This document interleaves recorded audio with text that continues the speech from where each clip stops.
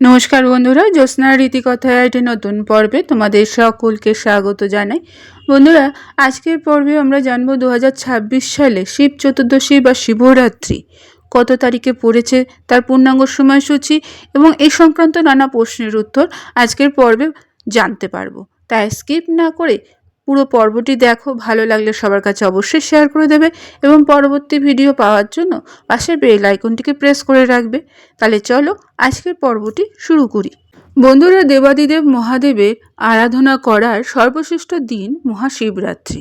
এই দিন ভক্তিপূর্ণ মনে পুজো করলে বাবা ভোলেনাথ ভক্তদের মনোবাঞ্ছা পূরণ করে। মাঘ মাসের কৃষ্ণপক্ষের চতুর্দশী তিথিতে শিবরাত্রি পালন করা হয়। হিন্দু ধর্মের শিব চতুর্দশী মাহাত্ম্য অনেকটাই। পুণ্যার্থীরা শিবের জন্য ব্রত পালন করে থাকে। দিনভর চলে নানা ধর্মীয় রীতিনীতি। শিবরাত্রি কথাটি দুটি শব্দ থেকে এসেছে, শিব এবং রাত্রি, যার অর্থ শিবের জন্য রাত্রি। শিবরাত্রির সঙ্গে প্রচলিত আছে নানা পুরাণ কথা। পুরাণ অনুযায়ী দেবী পার্বতীর সঙ্গে এদিন দেবাদিদেব মহাদেবের মিলন হয়। আবার শোনা যায় এই দিন থেকেই বিশ্ব ব্রহ্মাণ্ড সৃষ্টি করেছিল। তাই 2026 সালে কত তারিখে শিবরাত্রি পালন করা হবে তা এইবার আমরা জেনে নেব। সাধারণত ফেব্রুয়ারি বা মার্চ মাসে শিবরাত্রি তিথি পড়ে। এই বছর অর্থাৎ 2026 সালে আগামী 15ই ফেব্রুয়ারি 2026 রবিবার পড়েছে মহাশিবরাত্রি। 15ই ফেব্রুয়ারি রবিবার বিকেল 4:48 শুরু হবে চতুর্দশী তিথি এবং এটি শেষ হবে 16ই ফেব্রুয়ারি সোমবার সন্ধ্যে 5:32। তাই উদয় তিথি অনুসারে 15ই ফেব্রুয়ারি শিবরাত্রি পালন করা হবে। শাস্ত্রমতে মহাশিবরাত্রির পূজার শ্রেষ্ঠ সময় হলো নিশীথকাল। এই তিথিতে 4 প্রহরে পুজো হয়।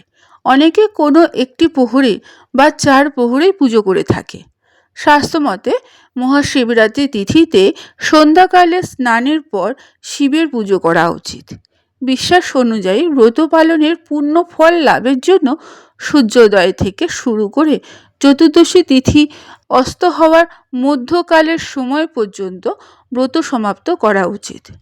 আবার কোনো ধারণা অনুযায়ী চতুর্দশী তিথি সমাপ্ত হওয়ার পরেও ব্রতভঙ্গ করা যেতে পারে। যারা শিবরাত্রি পালন করবে, এই শিবরাত্রি পালনের নিয়ম কি, কি উপকরণ লাগে, কি ফুল লাগে, তা এবার আমরা জেনে নেব। শিবরাত্রি ব্রত পালন করার আগের দিন সংযম করতে হয়। শিবরাত্রির আগের দিন আতপ চালের সিদ্ধ ভাত খাওয়ার নিয়ম আছে। এছাড়া কেউ চাইলে ময়দার তৈরি খাবারও খেতে পারো, তবে সন্দক লবণ দিয়েই রান্না করতে হবে। এই দিন সাধারণত লবণ একরকম খেতেই নেই। ব্রতের দিন উপোস করে নিষ্ঠা সহকারে নিয়ম মেনে ব্রত পালন করতে হয়, তাহলে ভক্তের মনোবাঞ্ছা পূরণ করে মহাদেব। যেসব ভক্তরা ব্রত পালন করবে তারা শিবের মাথায় জল ঢালার সময় কি উপকরণ লাগবে সেগুলো শুনে নাও।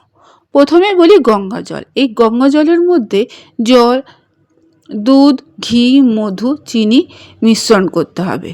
পুরাণে বলা আছে কৃষ্ণপক্ষের চতুর্দশী তিথিতে মহাদেব বসুন্ধরা ভালো করেন, তাই এই তিথিতে এই উপকরণ সহকারে অভিষেক করতে হবে। বেলপাতা, ধুতরা, আকন্দ, অপরাজিতা, কলকে প্রভৃতি ফুল শিবের খুব প্রিয়। তাই মহাদেবকে বেলপাতার পাশাপাশি এই ফুলগুলো অর্পণ করতে পারো। ফুল না পেলে শুধু বেলপাতা অর্পণ করলেও তিনি তুষ্ট হন। বন্ধুরা, আজকের পর্বটি এখানেই শেষ করলাম। এতক্ষণ আমার ভিডিওটি দেখার জন্য ও শোনার জন্য তোমাদের অসংখ্য ধন্যবাদ।